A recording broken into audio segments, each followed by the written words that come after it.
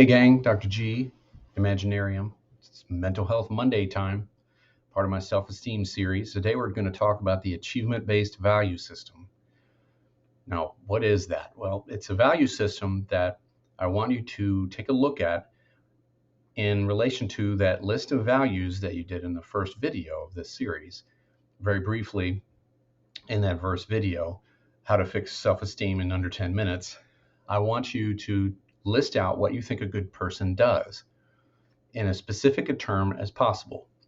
Now, what we're going to do today is we're going to take another look at that list, and I want you to compare it against what I'm going to describe to you that I'm calling the achievement-based value system. Now, where this comes from is, as is going to be coming out in my book, A Jungian Analysis of Toxic Modern Society, there's been a shift in the last 100 years or so in this country, the US, of values that were more associated with affiliation, service, and autonomy, gradually towards a value system that is essentially valuing money, fame, and looks above all else. So now that's essentially what I'm calling the achievement-based value system. And it's a value system that states your personal worth as a human being is defined by how much money you have, how pretty you are, how good looking you are, and how much fame you have. Now, you may think, oh, I don't think that. I'm not like that. But not so fast, all right? Don't dismiss it quite so easily, because it's an insidious factor that I think has found its way into our culture as a result of decades and decades of gradual social change brought about by various factors, including economic factors. I think consumerism is mainly behind the biggest part of it, along with, as I talked about in previous videos, the effects of advertising and how it's quite a bit easier to push products that improve your money, your fame, and your looks, more so than products that help you in your affiliation or your service towards others. It's kind of hard to sell something like that. Now, don't get me wrong. If there's some way to sell you that and make you, convince you that you need to buy that, they'll figure out a way to do it. But they haven't had to fool with that very much.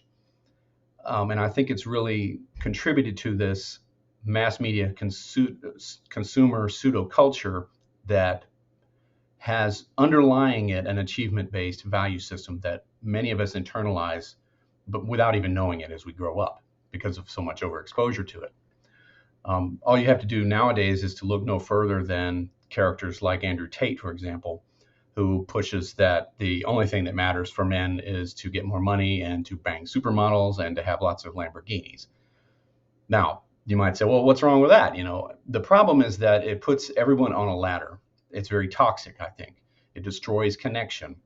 If all you care about are these very superficial values, and yet you equate your own personal worth as a human being to those, then everyone's on a ladder in a vertical, and you're either better than everybody below you, or you're not as good as those people above you, and you resent that. So you're either resentful or you're feeling superior. It's not very good. There's no way to connect to people because there's nobody who is at the horizontal level with you. You're not able to engage with people at an equal footing, as it were. And so it's another one of these things that causes excessive loneliness. Now, am I saying that achievement is bad? No, not in principle, but it is potentially bad. And what you have to do is you have to look at, is this pursuit, say if you happen to be an ambitious person, someone who is very driven, then you want to look at and ask yourself, is what I'm driving after out of a sense of joy and achievement, or is it out of a sense of desperation, like I have to do this or else I'm worthless?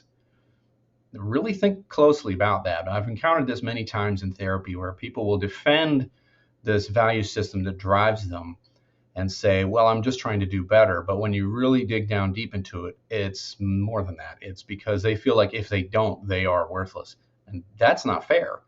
And you shouldn't have to be beholden to a value system like that. Okay. Not to mention, another thing about this is if drivenness or achievement activities, are they aiming towards giving towards others? Like, are you shooting for something to where you could try to be able to be in a position where you could give more to others? Or are you just trying to surpass other people out of a sense of previous inferiority. I'll show them, I'll tell everybody how great I am, and then they'll have to look up to me, etc. How do you like me now? That kind of thing. Because that latter type is more toxic. It's an invitation to take a look at that value system and say, what is it about this that I'm really fleeing from? Like, what is driving me so much that I think I have to achieve A, B, or C in order to not be worthless?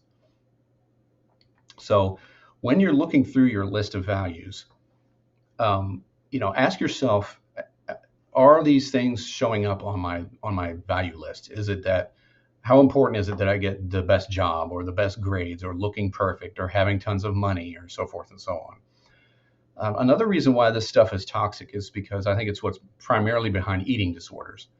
Now, eating disorders, anorexia, bulimia, are mainly driven towards the pursuit of thinness. But that's only on the surface. It's because of what thinness is equated to that what really generates these eating disorders. And mostly women, but also men that are afflicted with this are driven towards this vision or of idea of perfectionism, and they think they can only achieve it if they are thin. Why would that be? Well, it's because looks make you a better person. Like, being more attractive somehow makes you more worthy as a person or a human being. That's not really true.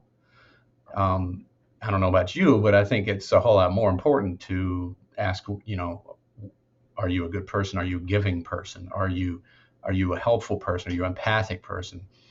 Do you give to the community? Do you do good works? Do you do things like that? Not how much money you have, or how great you look. So, not to mention that with that value system of achievement only, there's no end to it. It's impossible, because there's always a bigger fish out there. There's always going to be somebody out there who's got more. And so you're never going to be satisfied. You're never going to be able to say that I've accomplished enough. I can be satisfied. I can be content. So it's another thing that's toxic and causes disconnection and loneliness and depression and so forth. So another piece of evidence for this is the income inequality. If you look cross-culturally, there's a study that looked at 34 different countries around the globe, and they found that countries with greater income inequality had greater rates of depression. And I think that speaks to this achievement-based value system. In those societies where there's a huge amount of income disparity, you're going to have this value system in place. And particularly for those people that grow up in the middle class, they're going to feel a crunch. And in those societies, you also have ostentatious displays of wealth, like billionaires flying into space and all that kind of nonsense. So I think, long story short, is that the rising tide really doesn't lift all boats. And that's just kind of how it works. Now, here's what you need to do. When you're looking at your value system, if you find that you are a person who pursues excellence, that's fine. Is it, though, perfection, though, that you're after? And that's what you need to answer for yourself, because perfection is impossible, and you're never going to be satisfied, and you're never going to be enough if that's the goal that's the only goal that's acceptable to you. 2 is to ask yourself, am I doing what I'm doing out of a sense of joy, like a pursuit of joy, or I'm feeling like I have to do this out of a sense of desperation? And then finally, is this pursuit of excellence or achievement based on a desire to serve and do good for other people, or is it just getting more stuff so I can feel like I'm better than other people? Because the latter kind is not going to make you happy in the long run. So that's what I got for you today. Don't forget to like my video, subscribe too if you like this kind of stuff. Visit ericgoodwyn.com. The link's in the description for some free exclusive content. The cover and the book trailer for my new upcoming book will be available to website subscribers. And so next up will be more on this series here on my Mental Health Mondays, and that'll be next Friday. And if you wonder why I'm doing it like that, well, I don't know. I just kind of like the alliteration. See you next time.